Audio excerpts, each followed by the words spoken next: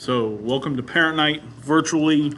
Something new for all of us. Just kind of go over what's expected with remote learning in AP Psych, and also talk a little bit about some of the changes we go through when we hopefully will be meeting in person again. So,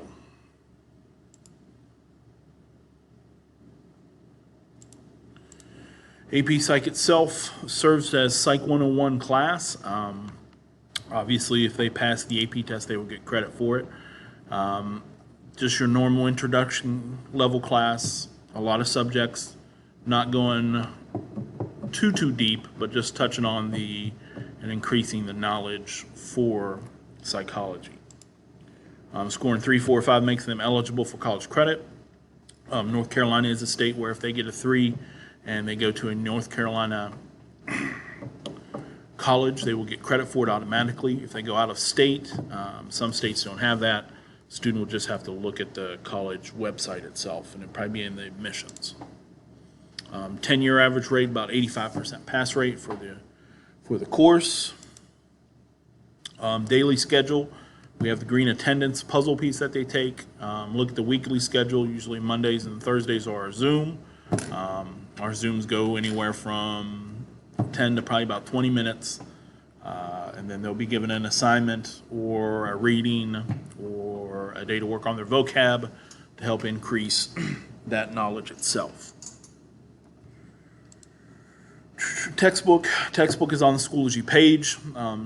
Students are aware of it. They've been working through the prologue and first chapter so far.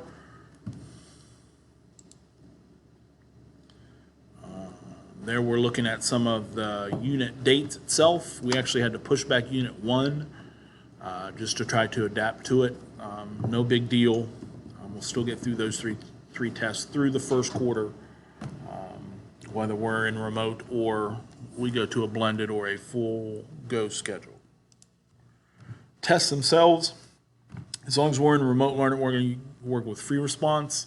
That's something that most AP students, especially first year, need to work on, so that'll give us more practice. When we go to a Plan B or Plan A, and we're actually in class, we will go back to testing a combination of multiple choice and free response. And there's some things that they can look through. Most all classwork, so Google Doc, everything here is available, and then the screencasts, that'll help them go through it. Reading checks and note checks. Every Monday we've been having reading checks. That's on the previous week's reading. Obviously the readings and the outlines they can use. We look at it as more of a practice. Game time situation will be for the final, which we'll work our way up to with more of a test. This is just to kind of check and make sure they're doing the basics to keep up. And then the note screencast checks, those are on Friday. Obviously, if we have a test at some point before that Friday, we won't have one. But those will be based on the screencast that we've given them in the previous week. Homework, we're going to have 3 assignments per unit. Note, though, in remote, we'll have 2. So the first and the second are the ones they'll be working on now. They've been assigned, they get their reading schedule. It's usually up at least a week ahead of time, if not more. And then when we come back to a live class schedule, we'll add the review questions also. And then every homework assignment is due the day of the test. And I'll give them until 11:59 for all due dates, just to give them a little more flexibility with this remote learning. Classwork, application-based documents. First unit, they applied applied a celebrity behavior into the different perspectives. So they picked a behavior from a celebrity, and they had to explain it based on psychoanalytic, behavioral, cognitive psychology, just to apply those main ideas. And then the second application thing they had was that they had to create their own outline of a psychological experiment. Late work policy, half credit, day late, 10 days late, but that half credit will make a big deal, especially with homework only being 10 points. 5 is going to help those grades hopefully balance.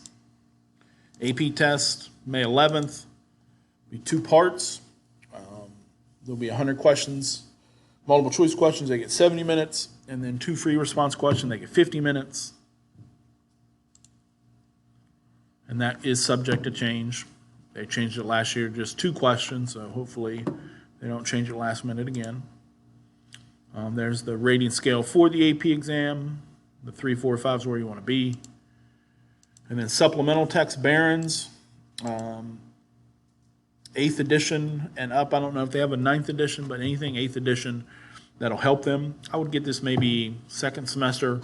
It'll provide more of that multiple choice and AP test prep. You can find them at Barnes & Noble, but that is basically AP Psych in a nutshell. So maybe at some point we'll do this live. I don't know, but other than that, have a nice night.